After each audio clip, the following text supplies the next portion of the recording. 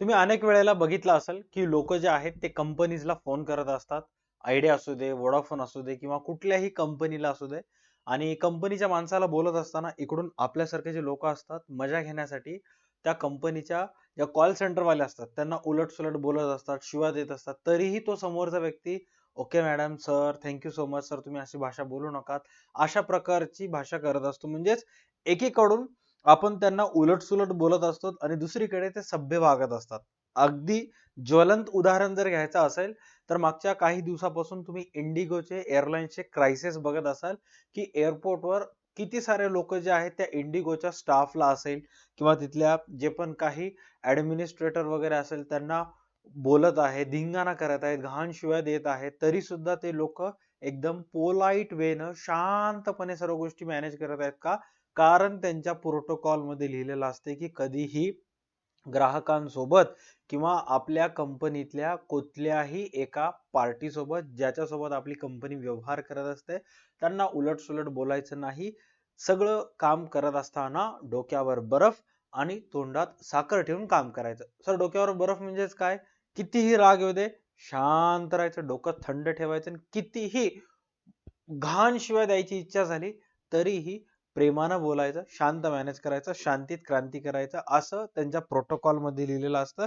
आणि हेच सर्व गोष्टी जे असतात ते एका चिटणीसाला फॉलो करावे लागतात. चिटणीस म्हणजेच काय?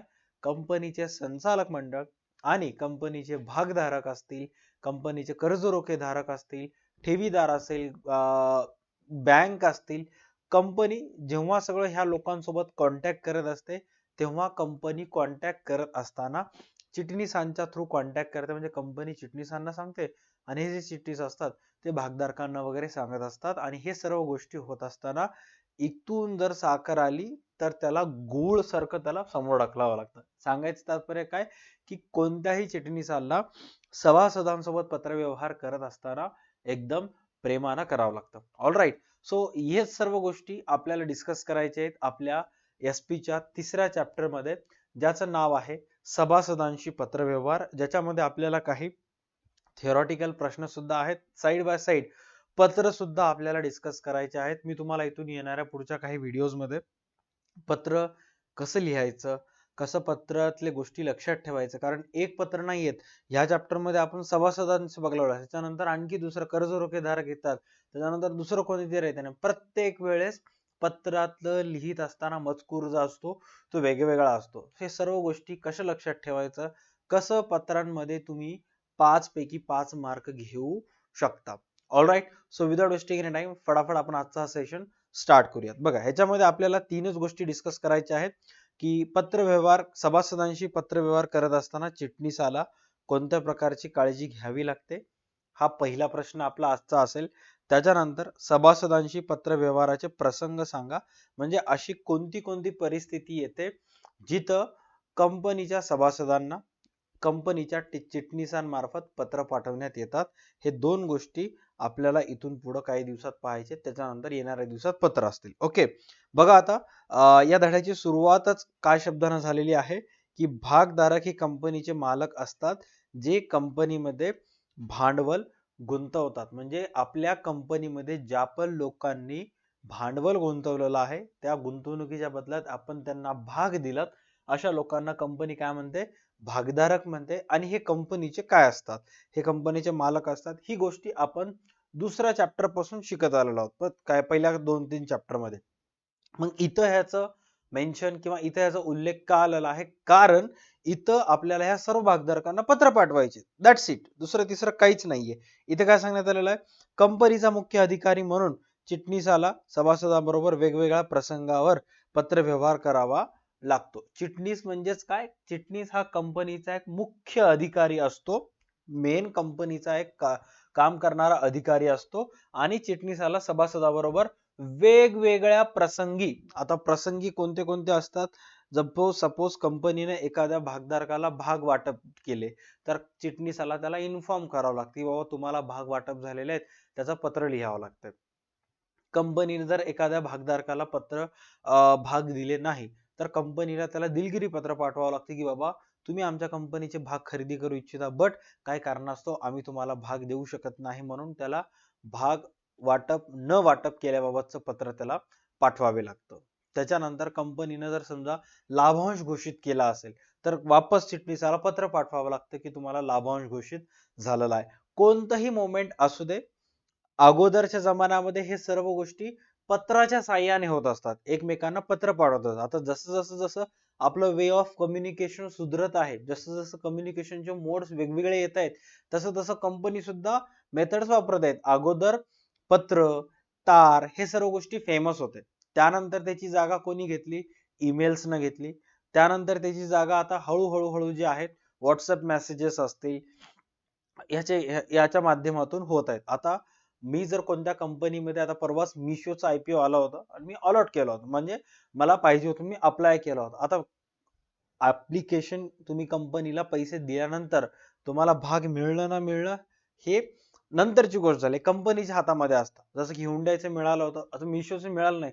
मग मिशोच्या माणसाने मला पत्र पाठवलं नाही, डायरेक्ट मेल केलं, व्हॉट्सअप टाकलं. एक मेल कंपनी मार्फत येते, एक मेल स्टॉक मार्केट मार्फत येते आणि एक मेल ग्रो मार्फत येतं, जे की तुमचं डिपॉझिटरी पार्टिसिपेंट असतं, DP असतं. आणि मग सगळेजण सांगत असतात की तुम्हाला मिळालं नाही, म्हणजे इनडायरेक्टली सर्व गोष्टी आता होत आहेत. बट अगोदर हे सर्व गोष्टी कशाच्या माध्यमातून होत होत्या? पत्र व्यवहारांच्या मार्फत होत होत्या. आता चिटणीसाला काय काम करायचंय की कंपनीचा मुख्य अधिकारी म्हणून सभासदावर वेगवेगळ्या प्रसंगी पत्र व्यवहार करावा लागतो. चिटणीस हा भागधारक आणि संचालक मंडळ यांच्यात महत्वाचा दुवा एजंट म्हणून काम करत असतो. म्हणजेच काय दुवा? म्हणजेच काय? साधं सिंपल आहे. भागधारकांना जर काही सपोज कंपनीचे संचालक मंडळ आहेत, या संचालक मंडळांना काही माहिती जर भागधारकांना द्यायचं असेल तर संचालक मंडळ ती माहिती कोणाला देतात? संचालक मंडळ ती माहिती चिटणीसाला देतात आणि चिटणीस ती माहिती वापस कोणाला आणून देतो? भागधारकांना आणून देतो. म्हणजे संचालक चिटणीसाला आणि चिटणीस भागधारकाला ऍज अ दुवा म्हणून तो काम करत असतो. त्याच्यानंतर काय सांगण्यात आलेलं आहे? चिटणीसाला व्यवस्थापनाने संचालक मंडळ घेतलेले निर्णय आणि इतर महत्वाची माहिती पत्र व्यवहारांद्वारे सभासदांना कळवावी लागते. काय सांगण्यात आलेलं आहे? की जे पण माहिती कंपनीचे संचालक मंडळ घेतील, कंपनीचे व्यवस्थापन घेतील, जे पण कंपनीचे डिसिजन असतात आणि इतर कोणतीही महत्वाची माहिती असेल तर हे सर्व गोष्टी पत्र व्यवहारांद्वारे सभासदांना कळवावे लागते. साधं सिंपल गोष्ट आहे. आता मी माझे पैसे ह्युंडाई कंपनीमध्ये इन्व्हेस्ट केले. आता ह्युंडाई कंपनी एखादा एक डिसिजन घेत असेल, ह्युंडाई कंपनी एखाद्या ठिकाणी नवीन प्लांट घेत असेल, तर मी कंपनीचा मालक आहे, कारण मी त्या कंपनीमध्ये पैसे गुंतवणूक केलेले आहे. भागधारक झाला म्हणजे इनडायरेक्टली मालक आहोत.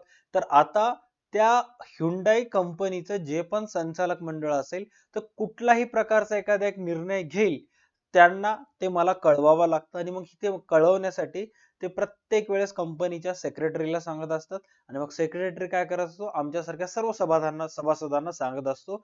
अगोदर हे सर्व गोष्टी पत्राद्वारे होत होते, आता हे सर्व गोष्टी ईमेल्सद्वारे, व्हॉट्सअप्सद्वारे, SMS द्वारे होत आहेत. ऑलराईट. त्याच्यानंतर नेक्स्ट काय सांगण्यात आलेलं आहे? सभासदांशी पत्रव्यवहार करताना चिटणीसाने विशेष दक्षता व काळजी घेणे आवश्यक आहे. साधं सिंपल आहे की एखादा एक चिटणीस कंपनीच्या सभासदांबरोबर बोलत असेल किंवा व्यवहार करत असेल तर त्याला विशेष दक्षता आणि काळजी घेणे आवश्यक आहे. आता विशेष दक्षता आणि काळजी घेणे का आवश्यक आहे ते आपल्याला इथून पुढे स्टेप बाय स्टेप डिस्कस करायचं आहे. बघा, त्यातलं सर्वात पहिलं पॉइंट आहे अचूक माहिती. नीट लक्षात घ्या. पहिलं पॉइंट आहे अचूक माहिती. अचूक माहिती म्हणजेच काय? अनेक वेळेला कंपनी एखादी एक माहिती चिटणीसाला सांगते आणि मग चिटणीसाला ती माहिती सभासदांना सांगावी लागते. तर हे सांगत असताना कंपनी जर ठरवली की 100 कोटी गुंतवायचे आणि चुकून चिटणीसाने 1 शून्य एक्स्ट्रा लावलं, 1000 कोटी गुंतवणूक म्हणून जर समोरच्या ग्राहकांना सांगितलं किंवा सभासदांना सांगितलं, सभासद गोंधळून जातात. राईट. सपोज कंपनीने डिसाईड केलं की बाबा आपली कंपनी असं डिसाईड करणार आहे की आपल्याला येणाऱ्या काळात बँकेकडून 100 करोडचं कर्ज घ्यायचंय. आता कर्ज घेणं हे कोणत्याही कंपनीसाठी सोपं नसतं. कर्ज का घ्यायली? कंपनी लॉस मध्ये आहे का? कर्ज का घ्यायली? कंपनीला नुकसान व्हायलंय का? कर्ज का घ्यायली? कंपनी बुडणार का नाही का? असे अनेक प्रकारच्या शंका सर्व सभासदांमध्ये होतात. राईट. भागधारकांमध्ये होतात आणि मग कंपनी कर्ज घ्यायली म्हणजे नुकसान होणार आहे.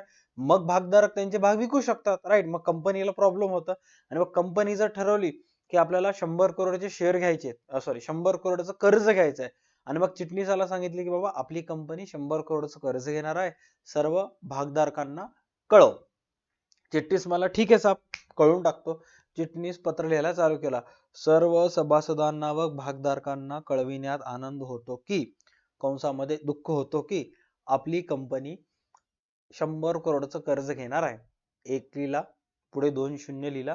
तेवढाच बायकोचा फोन आला, संध्याकाळी काय भाजी करू? तो म्हणला की हा हे भाजी कर, आणि चुकून 1 शून्य एक्स्ट्रा लिहिला. पत्र पाठवून टाकला सगळ्यांना. कंपनी कर्ज कितीचं घेणार आहे? 100 करोडचं. सभासदांना माहिती किती पोहोचली?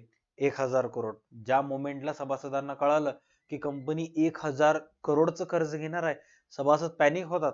सभासदांना वाटते की बाबा कंपनी आता बुडणार आहे. 1000चं कर्ज घेणं म्हणजे भागांची किंमतच वाढू शकत नाही. का? कारण कंपनी आज कर्ज घेतली आणि जर उद्या कंपनीला नुकसान झालं, परत कंपनीला पैसे भरावे लागेल, ते कंपनीची संपत्ती विकावी लागेल.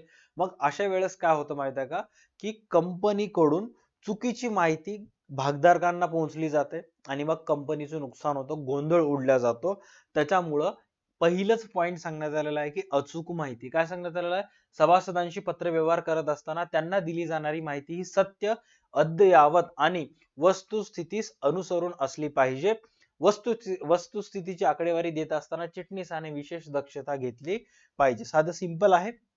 कंपनी जे पण आकडेवारी सांगेल ते करेक्ट असली पाहिजे, अद्ययावत असली पाहिजे, म्हणजे अपडेटेड असली पाहिजे.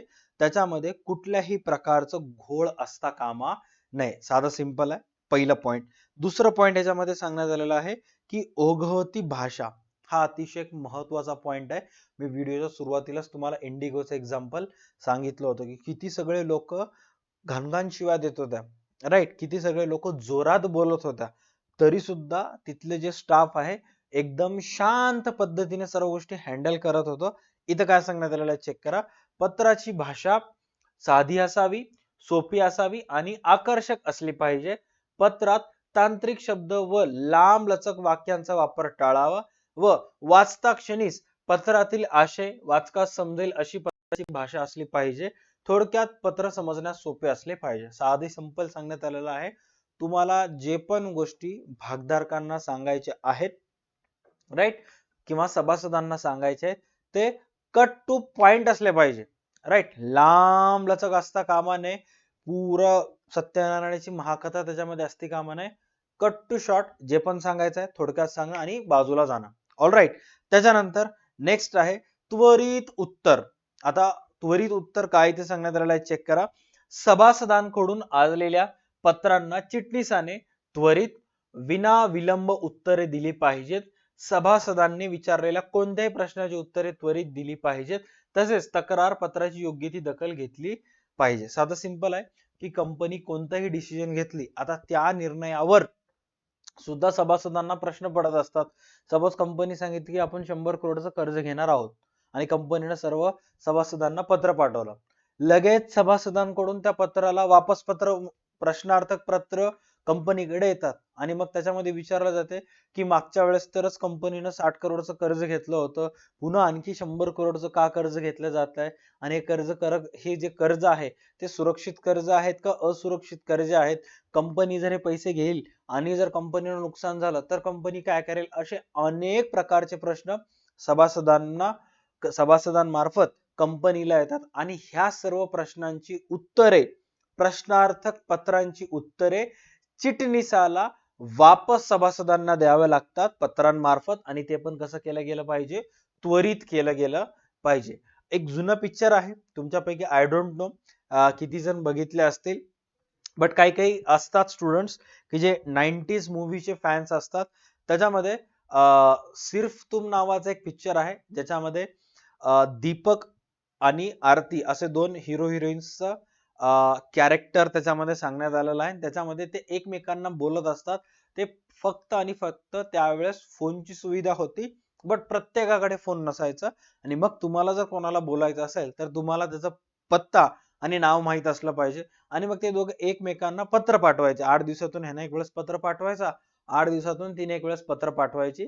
आणि हेच सर्व गोष्टी अगोदरच्या जमान्यात चलत होते आणि मग संभाषण अशाच माध्यमातून व्हायचं. इवन 1997 मध्ये आय गेस एक मूवी आली होती बॉर्डर, ज्याच्यामध्ये त्या सर्व सैनिकांना घरातून पत्र येत होती, राईट. आणि मग हे ते सर्व सैनिक वापस त्या पत्राचं उत्तर पत्राच्या स्वरूपात देत असायचं. तर तशाच काही पद्धतीनं इथं सांगण्यात आलेलं आहे की सभासदांकडून आलेल्या पत्रांना चिटणीसाने त्वरित आणि विनाविलंब उत्तरे दिली पाहिजेत.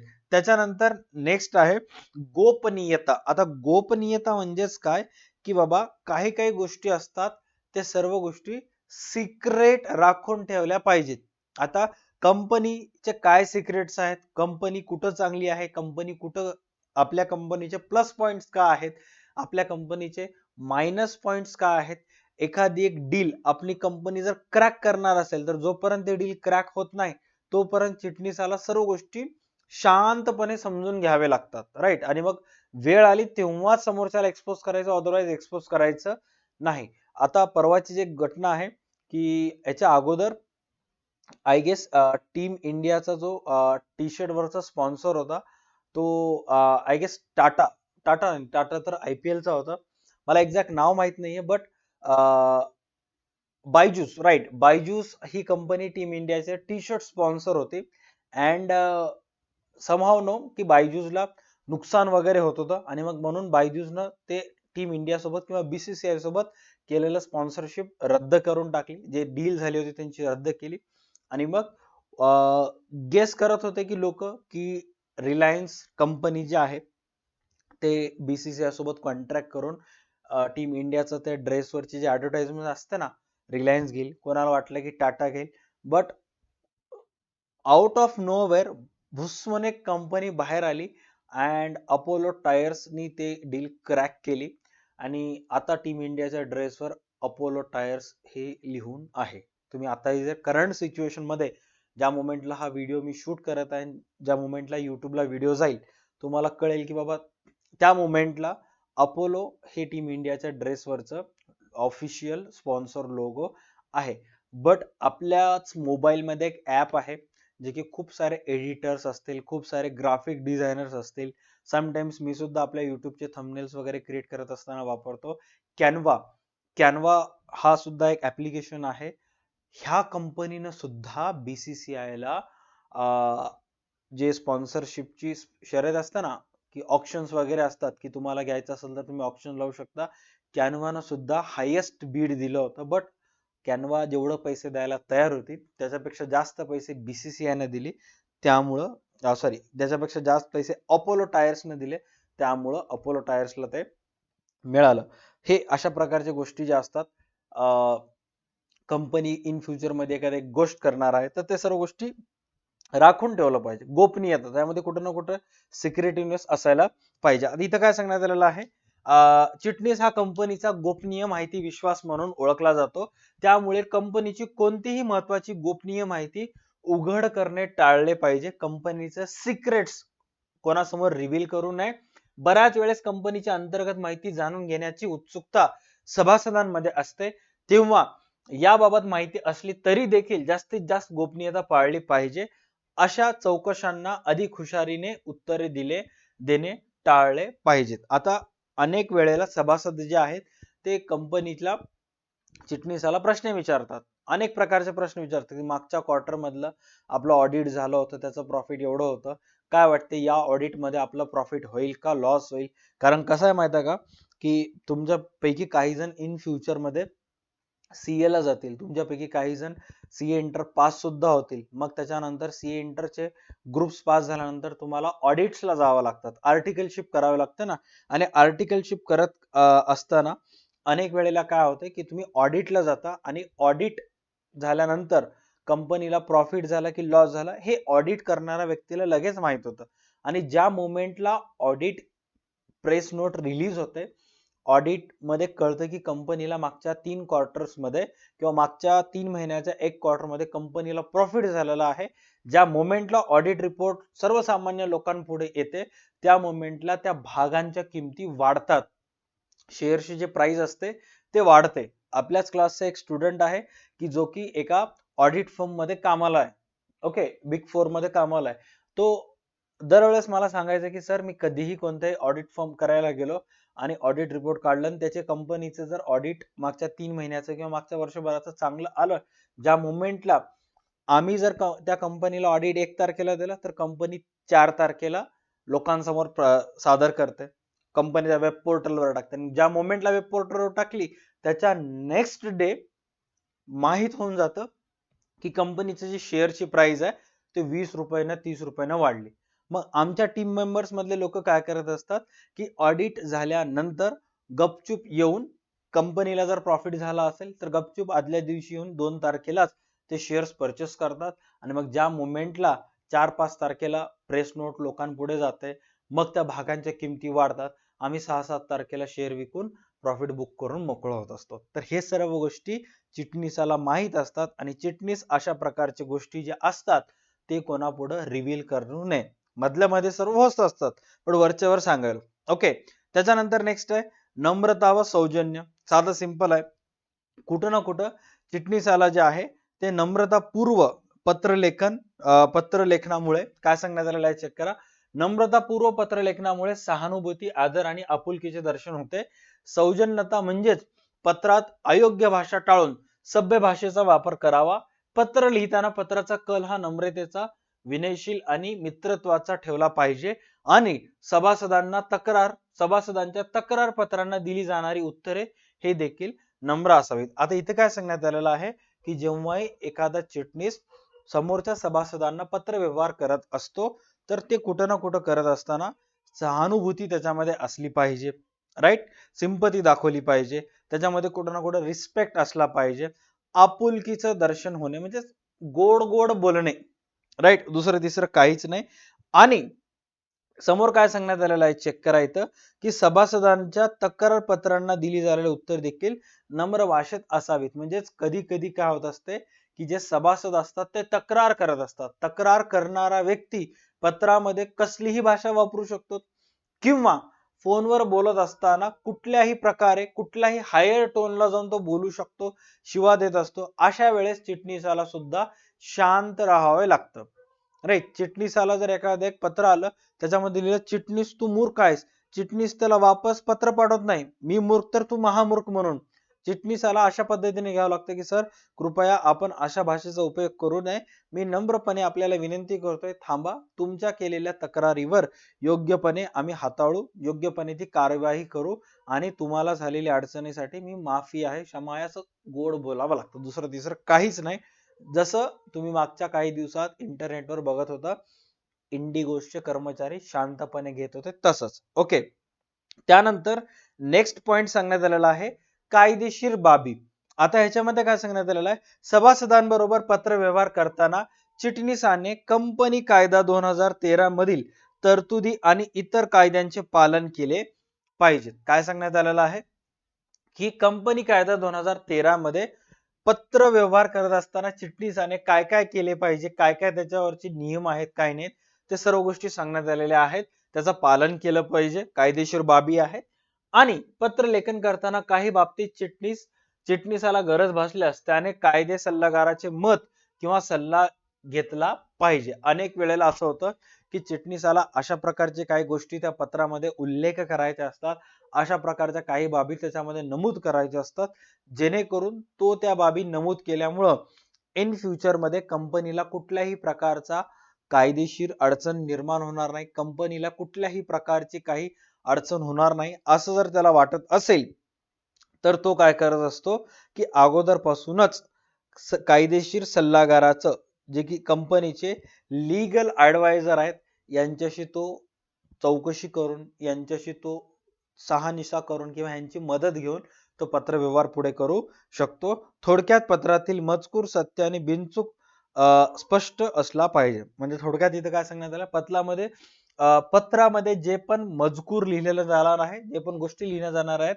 ते सत्य असलं पाहिजेत, कुठलीही चूक त्यात काय असू नये व स्पष्ट असले पाहिजेत. नेक्स्ट आहे वापस तेच गोष्टी इथे रिपीट करण्यात आलेल्या आहेत.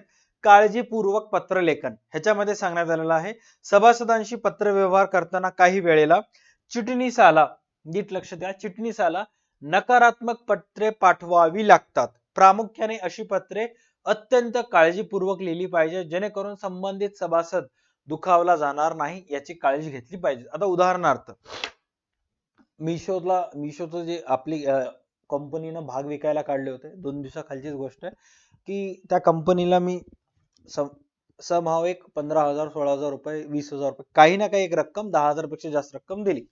4-5 दिवस माझी रक्कम त्यांच्याजवळ अडकून होती आणि मग 5व्या दिवशी त्यांनी मला हळूच मेसेज करायलेत की आम्ही तुम्हाला भाग देऊ शकत नाही. अशा वेळेस समोरचा माणूस काय होतो, दुखावतो. देणार नसेल तर माझे पैसे कशाला ठेवून घेतल्या. पहिलं डायलॉग आपल्या मुलांचं, मला माझा 5 दिवसाचं व्याज पाहिजे. देणं होत नसेल तर कशाला ठेवून घेतला. अशा अनेक प्रकारच्या गोष्टी होतात आणि मग चिटणीसाला हे जेव्हा गोष्टी एखाद्या सभासदाला इन्फॉर्म करायच्या असतात, सांगायचं असतं, त्यावेळेस समोरचा सभासद दुखावला जाणार नाही याची काळजी त्यांनी घेतली पाहिजे. क्लिअर कट सांगण्यात आलेलं आहे की नकारात्मक पत्रे म्हणजेच काय, की अशी पत्रे की जे समोरचा व्यक्ती विचार करत होता की त्याला भाग मिळतील बट कंपनी त्याला देऊ शकली नाही.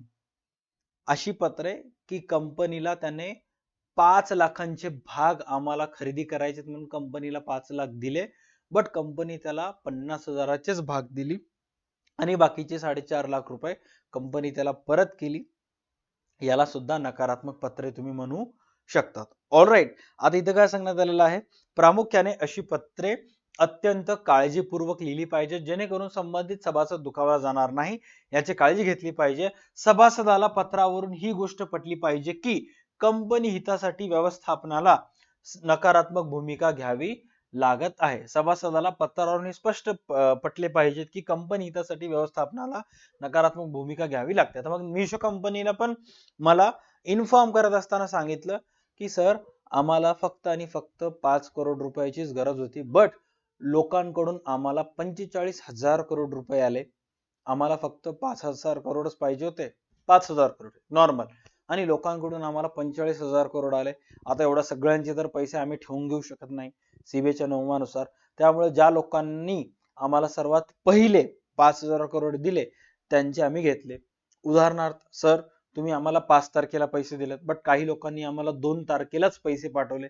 सो ज्या लोकांनी आम्हाला 2 तारखेला पाठवले आम्ही त्यांचे घेतले, बाकी 3 4 5 या तारखेला ज्यांचे आले आम्ही त्यांना परत केले. मग अशा वेळेस समोरचा पण व्यक्ती काय म्हणतो, अरे यार आपण पण पैसे द्यायला लेट केलं, अगोदर जर दिलं असतं तर मिळालं असतं. हे अशा पद्धतीची गोष्ट असतात. कंपनी तिथे क्लिअर कट सांगून टाकते. Okay done. कंपनीची प्रतिमा, आता इथे एक महत्वाची गोष्ट आहे. आता नीट लक्षात घ्या, वापस तेच इन्सिडेंट सांगतो की एवढे सगळे तुम्ही इंडिगोशी रिलेटेड व्हिडिओज बघितले. आता कदाचित हा व्हिडिओ जो आहे काही काही वेळेला मुलं 2027 बोर्डाचे असतात, काही काही वेळेला मुलं 2028 बोर्डाचे असतात. मग अशा प्रकारचे जर कॅन्डिडेट तुम्ही असाल तर नीट लक्षात घ्या की जे लेटेस्ट मध्ये आहेत 26 साठीचे त्यांना लगेच माहिती होते की काल परवाच इंडिगोचे इन्सिडेंट झालेला आहे. ओके, जे जुने 2027-28 ला बघणार आहेत त्यांनी युट्यूबला सर्च करायचं इंडिगो क्रायसिस इन 2025, राईट. मग लगेच तुम्हाला व्हिडिओ येऊन जातील, त्यावेळेस तुम्ही निवांत बघू शकता. त्याच्यामध्ये अनेक लोक प्रत्येक इंडियातल्या मेजर एअरपोर्टवर, मुंबई असेल, बँगलोर असेल, पुणे असेल, कुठल्याही एअरपोर्टवर इंडिगोच्या त्या कॅबिन क्रूजवर इंडिगोच्या जे रिसेप्शन स्टाफ असतं त्यांना उद्धट उद्धट बोलत होते. बट एका पण ठिकाणी असं व्हिडिओज मध्ये आलं नाही, कदाचित झालं असेल की जिथं इंडिगो मार्फत जोरात बोलणं, मारामारी किंवा उद्धटपणा असं झालं असेल का, कारण कंपनीच्या प्रोटोकॉल्स मध्ये लिहिलेलं असतात की ग्राहकांसोबत ग्राहक कितीही वाईट पद्धतीने वागला तर तुम्ही सर्वात पहिले चुकीचं पाऊल उचलू नका. हा, ग्राहक जर तुम्हाला सर्वात पहिले 1 मारला 2 मारला, तिसऱ्या वेळेस ते मारतात भाई, सेल्फ डिफेन्सचा अधिकार त्यांना कायद्यात दिलेला आहे. ओके, बट तुम्ही स्वतःहून असं कुठलंही पाऊल उचलू नका ज्याच्यामुळे कंपनीची प्रतिमा जी आहे ते खराब होईल. चिटणीसाला सुद्धा तशाच पद्धतीने करावं लागतं की सभासदांबरोबर पत्रव्यवहार करत असताना कंपनीचा नावलौकिक वाढविण्यास मदत करतो.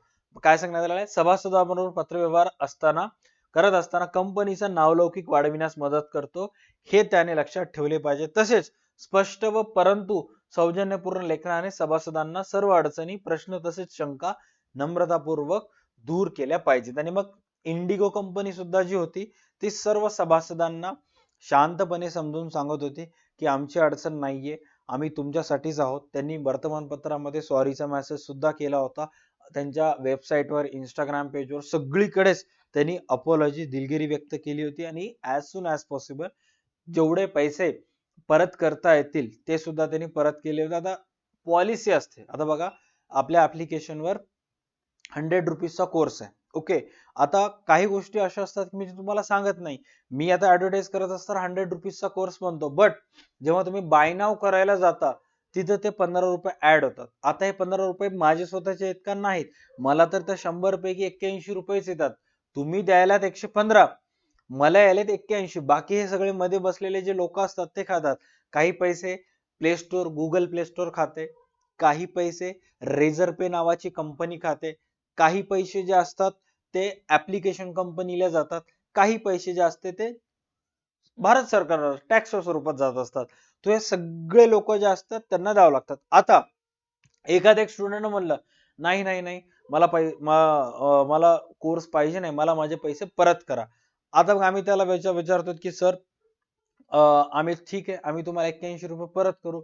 नाही, मग तो म्हणतो की नाही नाही नाही नाही, मी 115 दिले होते, मला 115 वापस पाहिजेत. भाई ते झालेलं ट्रान्झॅक्शन आता तर रिपीट होत नाही. घ्या वाटलं 81 घे, नसता मी त्याला काहीच करू शकत नाही. मग अशा वेळेस स्टुडंटला काय वाटते की सर चुकीचे आहेत, असं नसतं. त्याच्यामुळे आम्ही आमच्या ऍप्लिकेशनवर क्लिअर कट एक नोट टाकलेली आहे की कोर्स घेण्याच्या अगोदर अनेक वेळेस विचार करा, कारण हा कोर्स जे आहे नॉन रिफंडेबल आहे. एकदा नॉन रिफंडेबल कोर्स परचेस केलं की वापस त्याचे पैसे रिफंड होत नाहीत. हा साधा सिंपल टेक्निक आहे, हे स्टुडंटला सांगण्यात आलेलं आहे. कदाचित तुमच्यापैकी जर कोणी व्हिडिओ बघत असतील तर माहित असायला पाहिजे त्यांना. Okay, done. तसंच इंडिगोनं सुद्धा केलं की जेव्हाही तिकीट बुक करत असता तिथे लिहितं की तुम्ही आता जर तिकीट बुक केलात आणि घंट्याने लगेच कॅन्सल करत असाल तर पूर्ण पैसे रिफंड होतात एक्सेप्ट टॅक्सेस. कारण ऑलरेडी ते लागलं, विषय संपलं. तुम्ही 10,000चं तिकीट बुक केलात आणि 5 मिनिटात कॅन्सल केलात तर ते 8,000 तुम्हाला येतील. तुम्हाला पूर्ण पैसे येणार नाहीत, कारण ते पैसे आता डिडक्ट झालेले आहेत, जिकडे तिकडे गेलेले आहेत. तिकडून ते पैसे तुम्हाला वापस आणता येऊ शकत नाहीत. All right, done. तर हे सर्व गोष्टी पत्र व्यवहार करत असताना, कंपनीची प्रतिमा मेंटेन करत असताना चिटणीसाला करावी लागतात. आय होप मी काही गोष्टी याच्यामध्ये तुमचे क्लिअर केला असेल की सभासदांशी पत्रव्यवहार करताना चिटणीसांना कोणत्या प्रकारची काळजी घ्यावी लागते. आय होप तुम्हाला हा व्हिडिओ कळाला असेल. व्हिडिओ जर आवडल्यास व्हिडिओला लाईक करा, चॅनलला सबस्क्राईब करा आणि पाहत राहा तुमचं आवडतं युट्यूब चॅनल DH2 अकॅडमी. पुढच्या व्हिडिओजमध्ये आपण आणखी एक टॉपिक डिस्कस करणार आहोत, ज्याचं नाव आहे सभासदांबरोबर केल्या जाणाऱ्या पत्रव्यवहाराचे प्रसंग. ऑलराईट, चला भेटूयात पुढच्या व्हिडिओमध्ये.